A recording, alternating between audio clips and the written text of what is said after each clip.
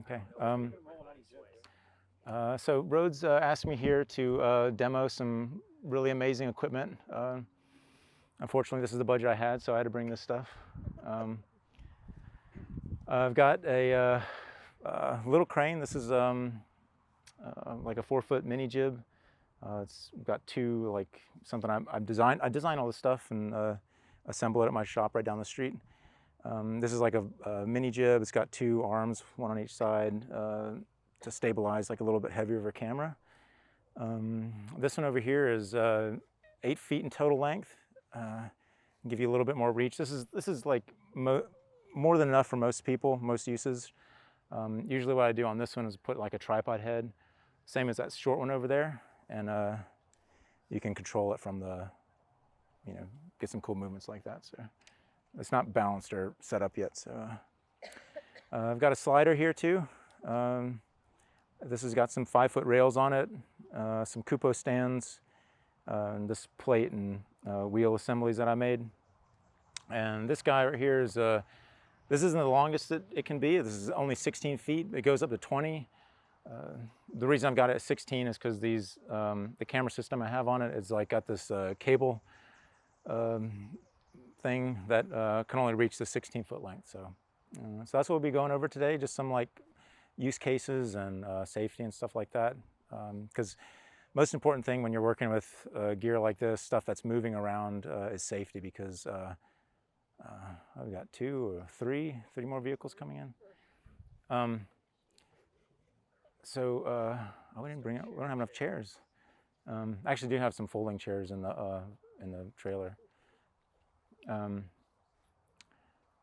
Probably some other people may have gone down to the other. I'm sorry, I should have posted. I changed it, but so yeah, safety is the biggest thing, because these are big pieces of equipment. They're large, they're heavy. There's a lot of counterweight that you'll use. When a camera is stationary like this Rhodes has, I mean, this is still dangerous, because when you're around like actors and crew and people are rushing and they're not paying attention, even when the camera is stationary like this, they're tripping on it, they're bumping into it, they're hitting it with things. People are messing with it. It's just people like cameras and gear and equipment, so they just gravitate towards it. So anytime the camera is moving, you're introducing even more chance for accidents and for just, there's so many things that can happen. Equipment can fail, not my equipment, but something could break, maybe it's not assembled properly and something snaps, or who knows what could happen. So always keep safety the first priority when you're assembling and moving equipment like this. Especially the cranes. You want to make ideal situation would be you've got a perimeter set up, you've got your cones to prevent people from entering the area where the crane can swing, because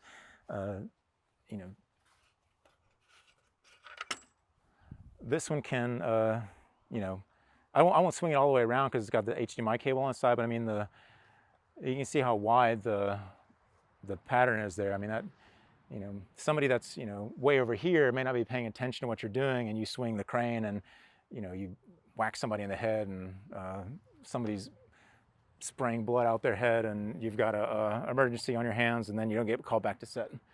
And then also too, your actors, everybody needs to be aware, because sometimes you're going like above people's heads.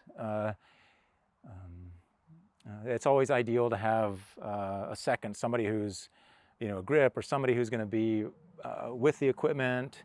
You never want to leave something like this set up and just walk away, especially if you've got, your camera on there, or it could fall over. If somebody, how people get on set, they'll lean on things and knock stuff over. And so you just want to be like, can't stress it enough to keep safety is like #1 priority. Is always, it is cool, they do cool shots and stuff, but people get hurt, and it can be very dangerous.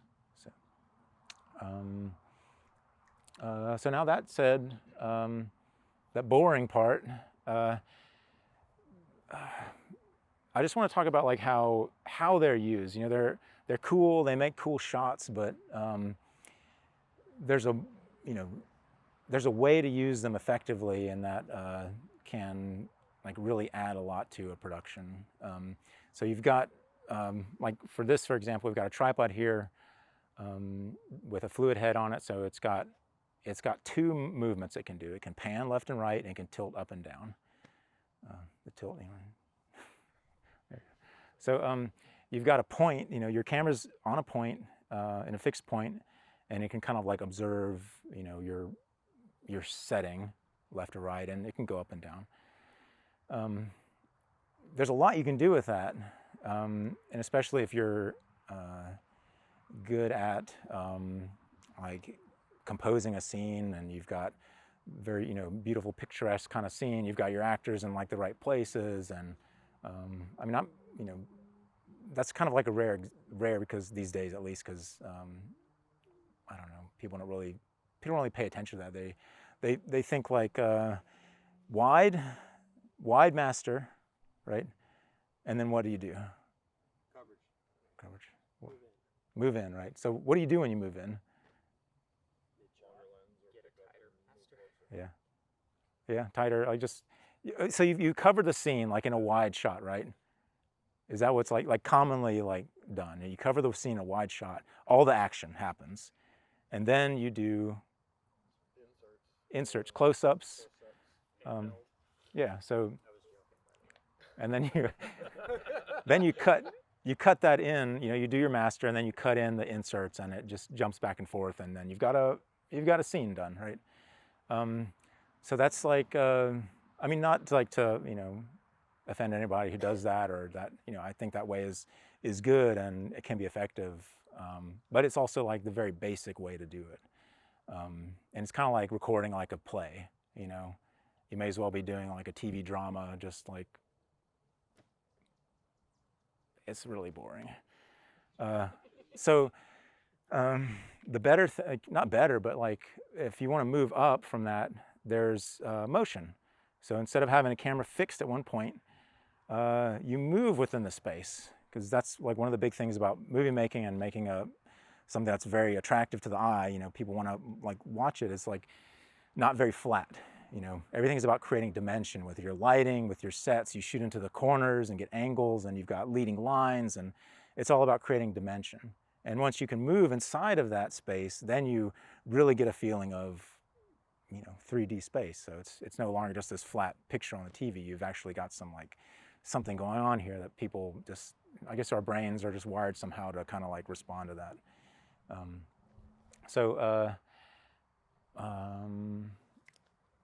When you're doing motion, there's a few different things.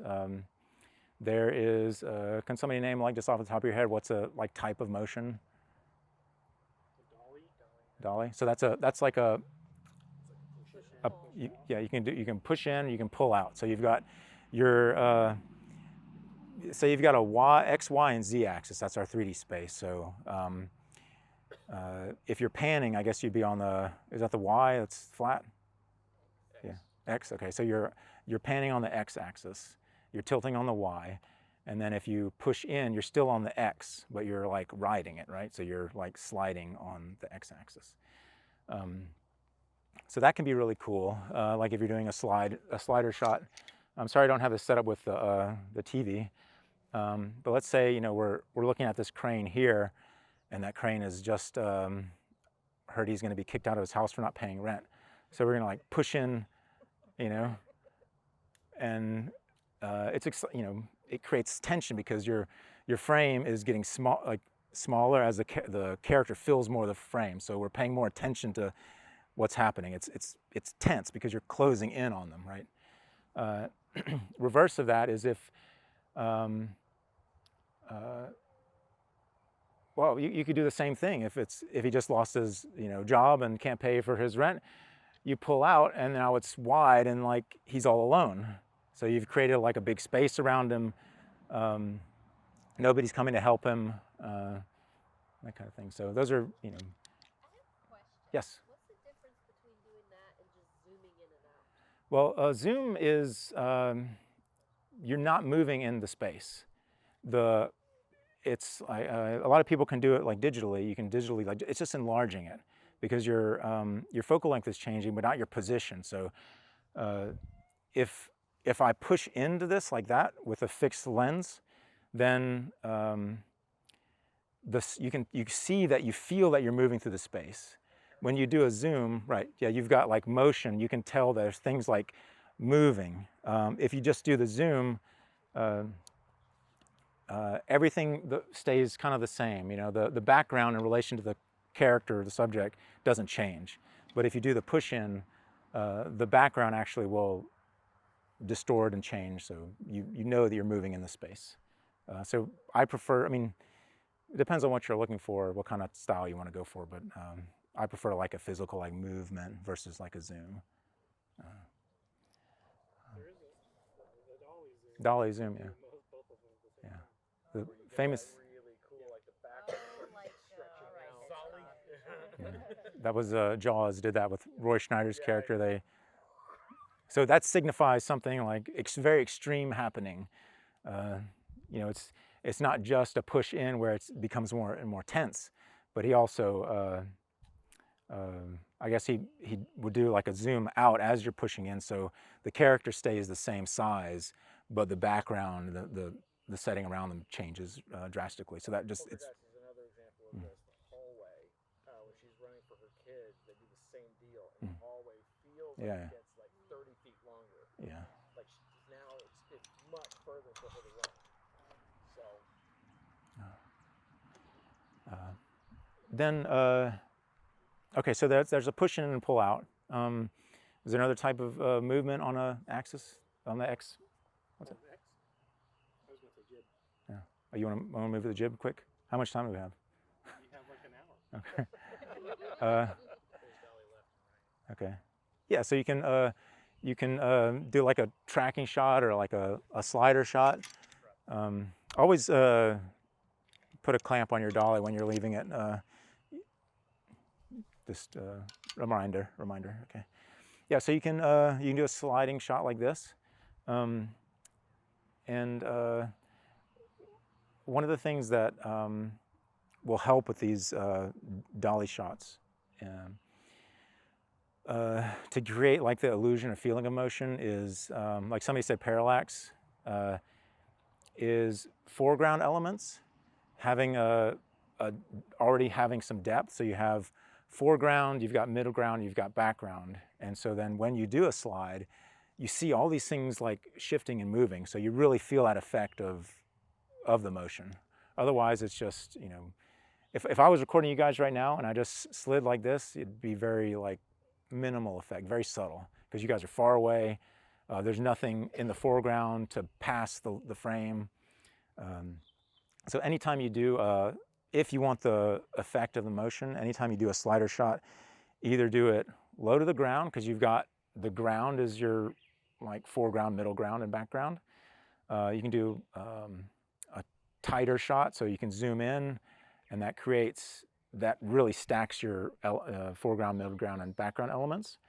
And you can have, you know, people passing. You can have, you know, I guess it depends on what you're trying to do. Usually like a reveal shot can be a good way to use a slider shot. You can come out of a doorway and it can be used as a transition. You can slide out of a doorway, have a little action happening, and then you can slide behind something, and that can be your wipe, and you can cut to like another scene happening. So that's a good way to use motion. What's another type of motion that can happen? Pedestal, there you go. So that's with a crane. And we can move on to that next. Crane shot is I'll move this TV a little closer so you guys can see it.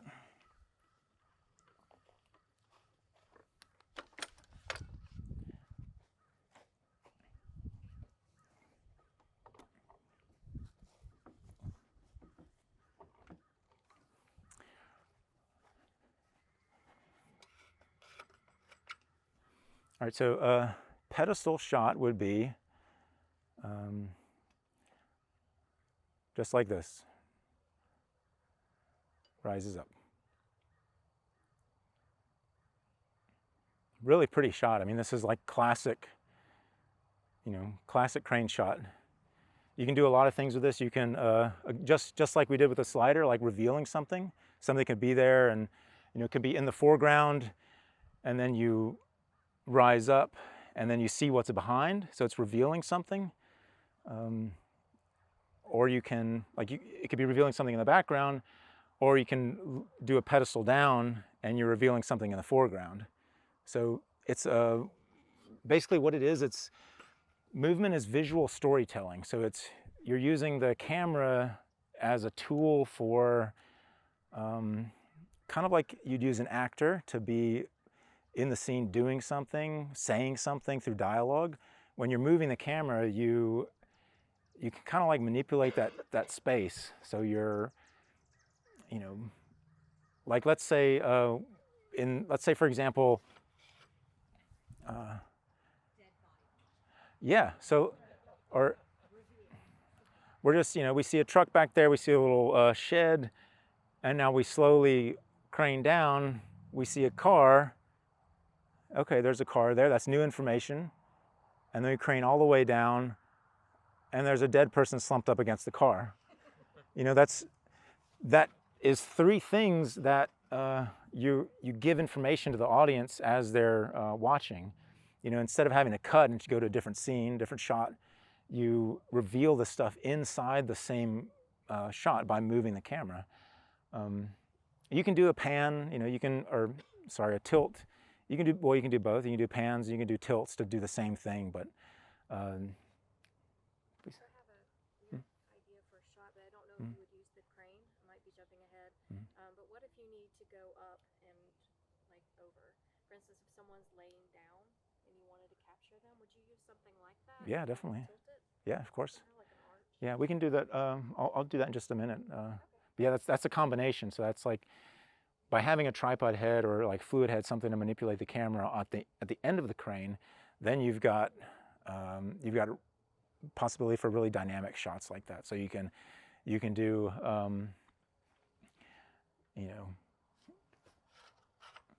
you can do a sweeping shot as you pan.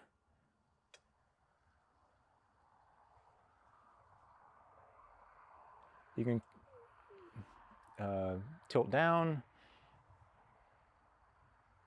tilt up as you do the pedestal movement.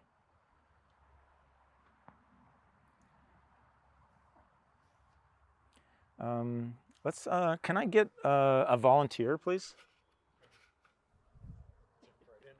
Yeah. I know where you're going with this. You too? Controlling the camera with a button? Yeah, so there's on this monitor, there's a little joystick. So what I have here is, I'll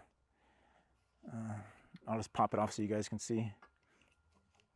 So it's a remote monitor, and you can control the Cool. That is so cool. the pan, the tilt of the camera, and then you can control the focus here. Cool. That is cool. Yeah.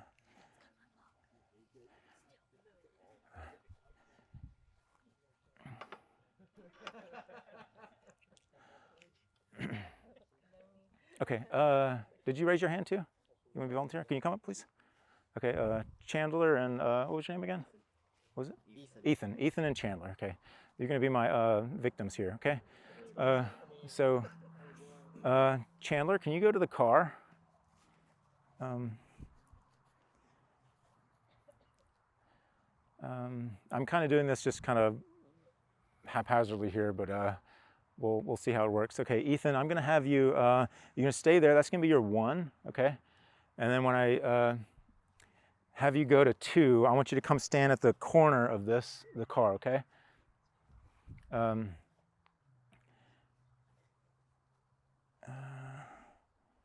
then Chandler,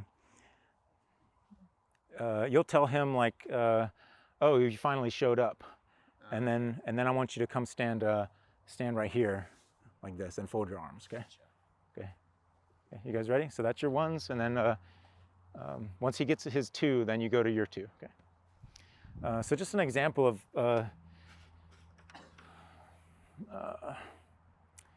let's say that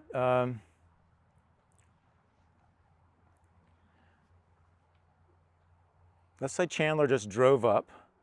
We followed his car, so we're like, we're high up here. We followed his car from there. He drives in. He stops here. Okay, Ethan, go to your two, please. Finally showed up.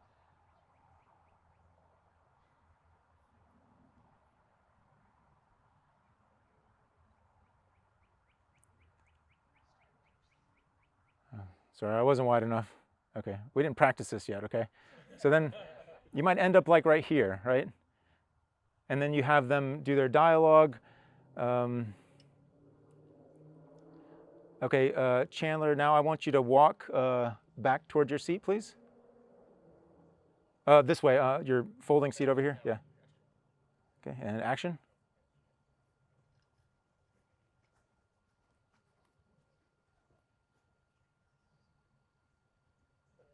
So you can end on something like that. So now, okay, thank you, Ethan. You can go back to your seat. So what happened was we can get, a wide shot of him driving in. Then we reframe it. We go down to where Chandler is standing. He gets out of his car. He stands there. So then you've got kind of like a medium kind of cowboy shot. Maybe he's cut off here. Then we can move over, or we see Ethan walk into frame. Then we can reposition. We can kind of slide over, pan left, and then we got a wide two shot, and we have both of them kind of in kind of conflict, facing each other. Then Chandler walks off, and we kind of follow Chandler, and you did perfectly as you turned around. Then we could settle. We kind of like slid to the left and panned right and settled on his reaction. So we get all of this stuff in one camera move. It's like a one take, but there's no reason to, normally if you were to do this like in a basic way, you might just do like a wide shot of a car driving in. I don't know, you could do that, and then they're standing there and doing their thing, and then the guy walks off, and then you take the tripod and you come set it here, and you'd get an over the shoulder of Ethan, Chandler on Chandler's face. Chandler will walk off, and maybe you pan to catch his reaction. Then you'd have to jump over here and do a reverse shot over the shoulder of Chandler, and you're facing this way, and you're getting the whole scene has to happen, 3 times, and he walks off. And it's just very, doing it that way, it's valid, it's a way to do it, but just personally, like it's stale. It feels, people don't, I don't know, this way takes a little more planning and preparation, and I know we didn't plan it just now, it's kind of all over the place, but if you do that, I think people notice it. I think people can see that something's going on, like you've actually put in some work and you've thought about how the action happens. People really like Spielberg for doing these types of takes where he'll reframe kind of like 3 compositions in one camera take. So it'll be 2 people here, they'll move over here and something else will happen, and then he may, and this can all be on a tripod too, it doesn't have to be a crane, but he does like using cranes a lot because it helps you move within that space and get more better setups and different perspectives. Yeah, it's just nowadays people are, they're like on TikTok and Instagram, and like it's so fast paced. You've got a news feed where things are just like coming at you 1,000 miles an hour, and usually like people are doing that while they're watching a movie.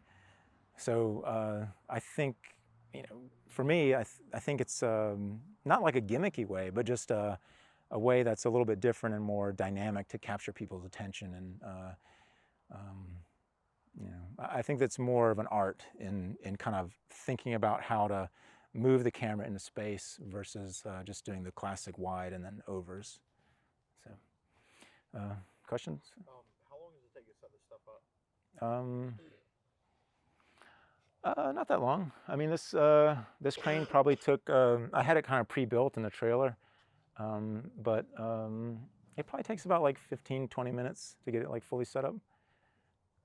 So that's a consideration too. Like if you're on a small shoot and you've got a budget, or you're on a big shoot and then it's like moving really rapid pace, and there's no time for, you know, things like this. I mean, it can, you know, you really have to plan for it. Yes. What is like the best way you can achieve almost as good, or like the step down from that shot? Like, can you do that with a dolly, or like? Oh, sure, yeah. In what ways, like, would you compose something like that, trying to achieve the same thing? Yeah. So, At a budget maybe? well, the only thing that we didn't use you wouldn't use the crane for, the thing that we used the crane for when it was in a higher position was just him driving up. So you could do that. You know, let's say this was our slider, and we had,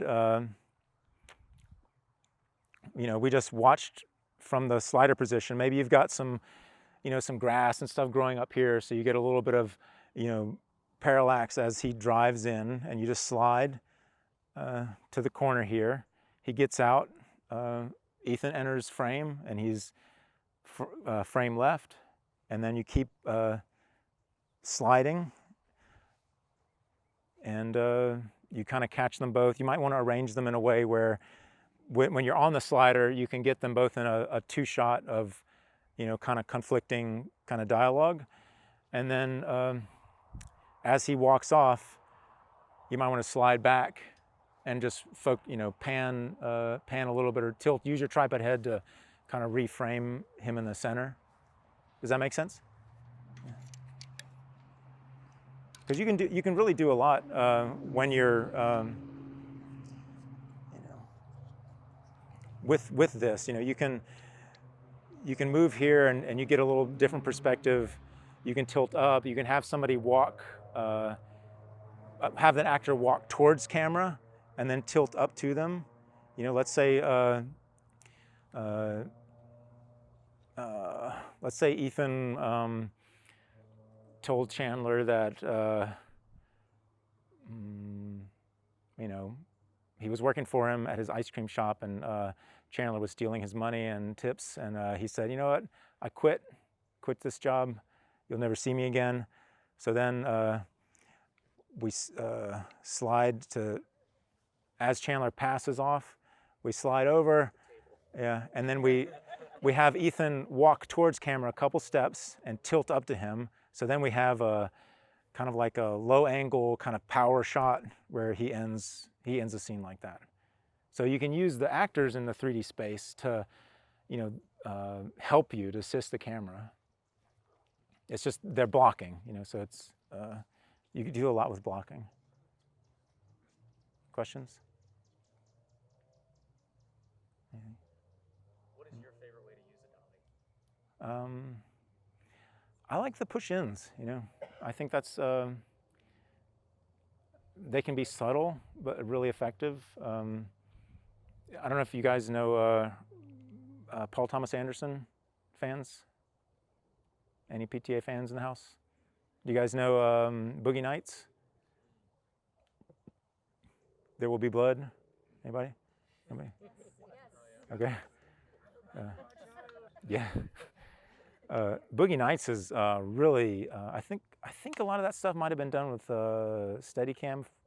I'm not sure. I think they probably used a dolly too, or they probably had a Fisher dolly. Like a Fisher dolly is kind of like a crane built into a dolly, so it can like roll, turn, but then it also has like a pedestal mount that can, like, it's a hydraulic, so it can get a lot of these.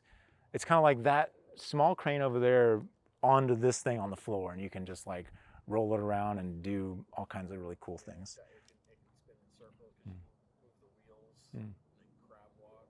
Yeah, so cool. It's really fun. Yeah, it's also $100,000. So I recommend renting. yeah, yeah. On Boogie Nights, for example, though, he really used a lot of push-ins, really dramatic. I mean, and during the montages, that's somewhere you can get away with a lot of just like really fast, dynamic kind of shots like that. It would be like somebody walks in the door, and it's like a push in like this, like a rapid pan and a push into like the next actor or somebody who's there. It's just really, you know, just amazing kind of, I don't know, I think it's beautiful. Just because you know that somebody thought about that and they planned it, and then it ended up looking great on camera, you know. So, you know, you usually can tell when somebody didn't plan something and they're just shooting it. You know, I'm not saying anything. I'm just saying, you know, there's, you know, we all do that, and there's circumstances, you know, where that's just the way it is, especially when you're on a low budget, and everybody would like the time to plan things and prepare and shoot them well. So if you have that opportunity to ask for that and like push for that, and there's, you know, budget for it, by all means do that. Yes. What's the longest dolly that you've ever worked with? Pretty long, or something else? On the short film Talk Black, which Destiny Macon, she won the Indie Grants for, and I was producer on that. We set up not we, but I mean, I think I helped carry the track out. But it was like, we actually filmed something right here. You were there, Chad. You were throwing the mud up, and they cut that scene out.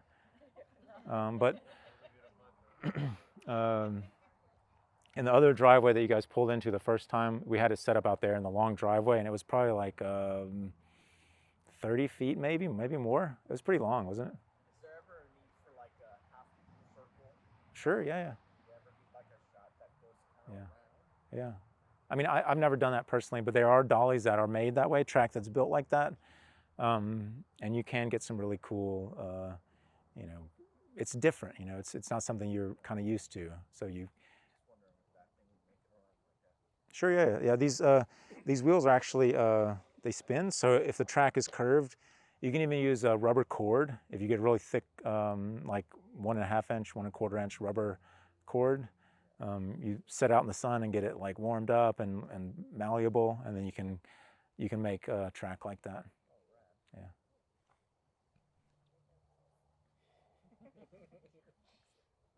See the wheels rolling.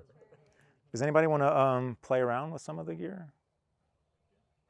Any more questions? Yeah. I'd like to learn a little bit about the grain. I mean, this compared to using a gimbal for certain shots. I think gimbals are. I mean, they're very useful. They remove, you know, a lot of shake from cameras. There's uses for them that are appropriate. I feel like kind of like a lot of people overuse them maybe, and use them in ways that there's no method to it. So somebody might be using a gimbal, might just follow the actor around. They're just following them and just like, this is what they're doing, and this is what they're doing. That's what they're doing. Just go follow you with it. So I think that's a bad way to use a gimbal. A good way, in my opinion, would be to walk into a composition. You know, you move there and you're stabilized, and then you kind of sit there, let something happen, and then as the actors move, you know, if you blocked it well and you've got actors moving to another location in the house, then you can use your gimbal to move to another composition. So that's how I would use a gimbal, is to stabilize movement in between the compositions in your shots, and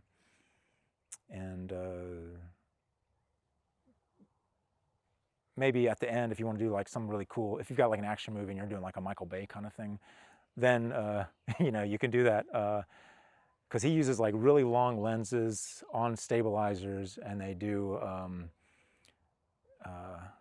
he'll kind of like circle the actors, so the background is just like flying by. He's got like really deep sets. Maybe there's a skyline in the back, and he's on like a, you know, 200 millimeter lens. It's and then as you like move that around the actors, be kind of like a curved dolly track. You know, the background just flying by like so fast, and then the actors too. You don't want to have them just stand there. You want to have them turn counter to the way you're moving, so it's even like more kind of like just things are just moving in like all these different ways, and it's just really exciting, interesting to watch. But definitely he overdoes it, I think. I don't know if you guys seen Ambulance, but We do a lot of live video and stuff, and a lot of what I found is successful in good shots. It's kind of like what Jonathan's saying, like going from point A to B, like action happens here and then you end up somewhere else. And also, it's like a cheap way to try to mimic what some of these do, because a lot of the shots that I've done are like start low, yeah, up, exactly. look down, or Yeah. go around somebody like you were saying. So a lot of times it's a way, like if you don't have the budget and time to set this up, you can get close to it. It's still not going to be exactly the same, but it's a good way if you don't have the option to use this stuff. Yeah, 100%. Something similar. Using a steady cam or something, you can kind of raise it up and get a high shot, and you can get like a lower pedestal like kind of movement if you just drop down with it and you kind of angle it up. Yeah, you can do some really cool stuff. Yes. So with this and rigging, you can combo these and put wheels on things, or put them on tracks, or make things go up a tree or whatever. But you can also, like I've seen you rig out a car for different things with camera gear. Can you talk a little bit more about the rigging on certain like vehicles or something else? Yeah, sure. Oh yeah, sorry, this is so boring for you. I didn't. No. Yeah. So actually, I think this crane we rigged on my truck a couple months ago. So it's kind of like I was testing it for something. I don't know. It wasn't really safe, but I had somebody like leaning out of the window, and like I had like an arm here, and they would, or maybe it was on the back, and they would just kind of like from the window of the car, they would kind of like push and pull the crane. I mean, I don't know. I think it's worth like continuing to play with it. But definitely, if you're going to do something like that, just shell out the money for a stunt coordinator. yes, yeah, good point. Yeah. For the sake of your medical bills, please. Yeah, exactly. So when you're rigging stuff, I always use always, not just for this demo, but always use safety chains. You know, this is just like I mean, these are super cheap, and it takes 10 seconds to put on. I'll move this out of the way so you guys can see, or you guys can stand up too. You don't have to sit down.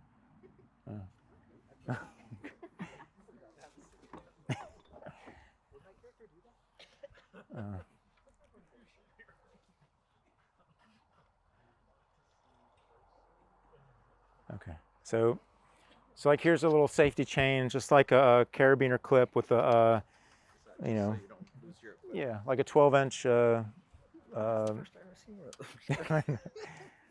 You just because stuff will fail, and like somebody will bump things, and the clamps will come undone. So this will just just ensures, especially if you're driving, if you've got a some rig on a car and you hit some bump or hit a tree branch or something and knocks your suction cups off. Yeah, exactly. Yeah, it goes through like the top handle and passes around the body of the crane. Same thing here. It's just like a simple, everybody's seen these little screws there for the tripod heads or something.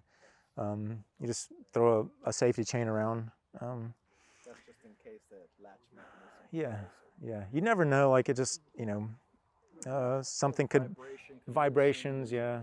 The act of maybe it wasn't tightened down. Yeah. Maybe something. People are rushing and somebody forgets. Like. That's Bluetooth, right? Bluetooth. Between the two. Oh. The controls on the camera. It's. I don't know if it's Bluetooth. I think it's just a different. Radio. Yeah, radio frequency. Yeah. Yeah. Yeah. I got my sights set on that. Oh, this, yeah. Oh, yeah. In 30 years. Keep going up. Thank you, Andrew. Yeah, I'll just unlock it. So, do you guys? Does anybody want to try like operating the? Yeah. Okay.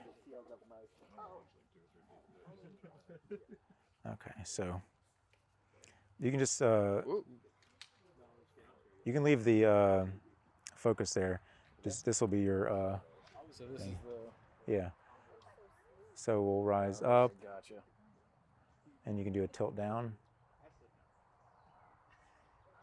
While you're going up, I'm gonna tilt it.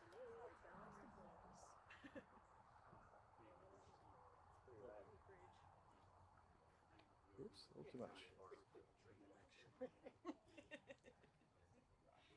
Now we can do a crane down as you tilt up. That's a really good one. Yeah, I like that. Just gotta get used to the controls. There That's you one go. of my favorite. Either hero or villain shot. Yeah, that's one of my favorite shots is a pedestal down while you tilt up. It gives a really cool effect. I used it and someone finished it like 2 or 3 times, I think. Hold on, let me, I might need to change my battery here. Yeah, one tip there.